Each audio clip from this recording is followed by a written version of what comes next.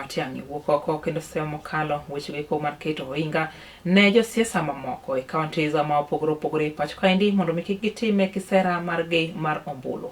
Matiang'i mane loso e bomnindo mano ma Nyamira e kinde romo bende ne obago koda moko kuom jokanyo mag Jubilee mabende biro chunga kata mabende laro kome mopogore opogore e pacho kaendi yiero mar 2027 osemo kalo tim nindo mar tiyo koda jonjore e rocho romo mopogore opogore mag josiasa ma obalo koda serikal ma pachoka.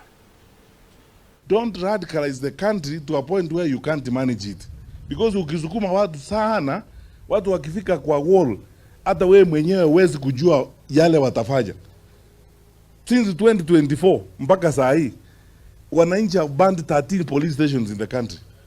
Ghadhabu na hasira ya wananchi kwa sababu ya hii maneno, na wakubwa wa serikali waelewe, hatuwezi kuendesha nchi namna hii eti wanasiasa fulani wao wako na ruhusa ya kupanga wakora na guns kupiga watu, na akiwapiga polisi hawachukui hatua eti kwa sababu wao ni wanasiasa na ni watu wa serikali.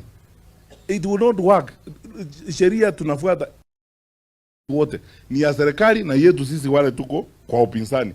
Sisi tumeamua tutafuata sheria, lakini tutafuata sheria mpaka kiwango fulani.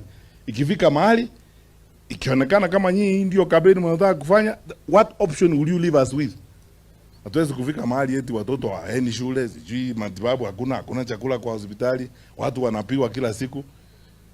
I mean, one pledge I can make to Kenya as a presidential candidate, meaning if I was given an opportunity to be president of this country, there will be no good nonsense in this country.